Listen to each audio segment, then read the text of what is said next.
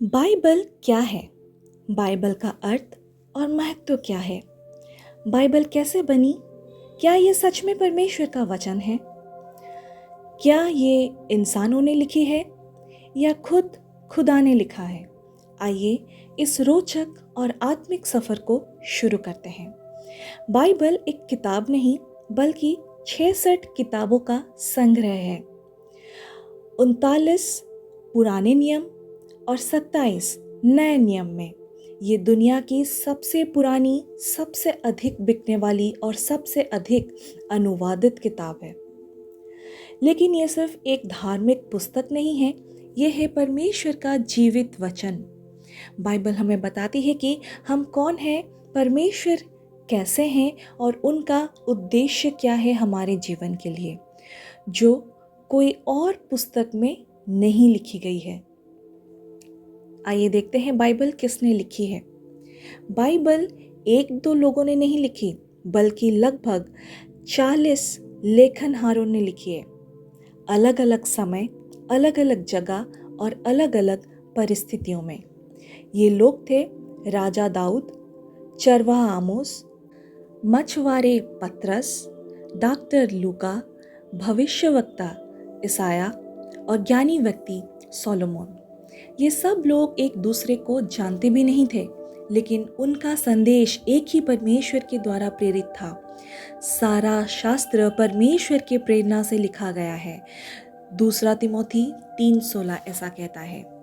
जो पुराना नियम है वो लगभग 1400 बीसी से लेकर 400 बीसी के बीच लिखा गया है।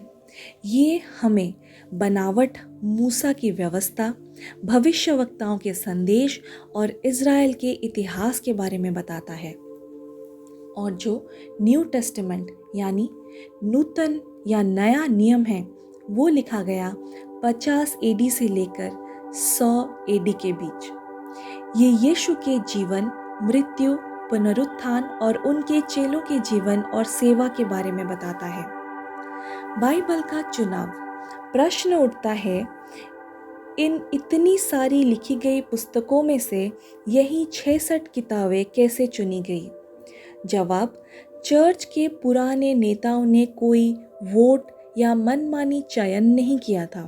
उन्होंने सिर्फ उन पुस्तकों को पहचाना जो प्रेरणा से भरी थी, पवित्र आत्मा के द्वारा, यीशु और उनके चेलों से संबंधित थी, सत्य और विश्वास के अनुरूप थी, जिनको पहले ही कलीसियाओं ने पूजा लेकिन इस्तेमाल करती थी।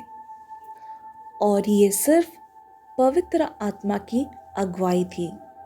बाइबल की अनुवाद और विस्तार। बाइबल सबसे पहले हिब्रू, अरामाइक और ग्रीक में लिखी गई थी। फिर ये लैटिन में अनुवादित हुई। फिर विलियम टाइंडल जैसे लोगों ने इसे इंग्लिश में अनुवादित किया, जिसके लिए उन्हें अपनी जान तक देनी पड़ी। आज बाइबल 3000 से भी ज़्यादा अलग अलग भाषाओं में उपलब्ध है, जिसमें एक है हिंदी। आज हर व्यक्ति के पास बाइबल हो सकती है, मोबाइल पर, किताब के रूप में या ऑडियो के रूप में। बाइबल जिंदा है। बाइबल कोई पुरानी पुस्तक नहीं, ये है जिंदा और कार्य कराई वचन। परमेश्वर का वचन जीवित और प्रभावी है, जैसा कि वचन में लिखा है। आप जब इसे पढ़ते हैं तो ये आपके दुख में तसल्ली देती है, पाप दिखाती है और आशा देती है। बाइबल में आपको मिलता है यीशु का प्रेम, पुनरुत्थान की शक्ति, अंतिम दिनों का ज्ञान और आपके जीवन का उद्देश्य। दोस्तों, बाइबल सिर्फ एक धार्मिक ग्रंथ नहीं, ये है एक प्रेम पत्र आपके स्वर्गीय पिता की तरफ से आपके लिए। क्या आप उस वचन को रोज़ पढ़ रहे हो? क्या आप यीशु मसीह को अपना उद्धारकर्ता स्वीकार कर चुके हो? अगर नहीं तो आज ही बाइबल उठाइए और खुद परमेश्वर से मिलने का अनुभव लीजिए। आपके मन में कोई प्रश्न है या आप बाइबल पढ़ना शुरू करना चाहते हैं तो नीचे कमेंट कीजिए। मैं आपके लिए प्रार्थना करूंगी और सहायता भी करूंगी। Praise the Lord. Hallelujah. Amen.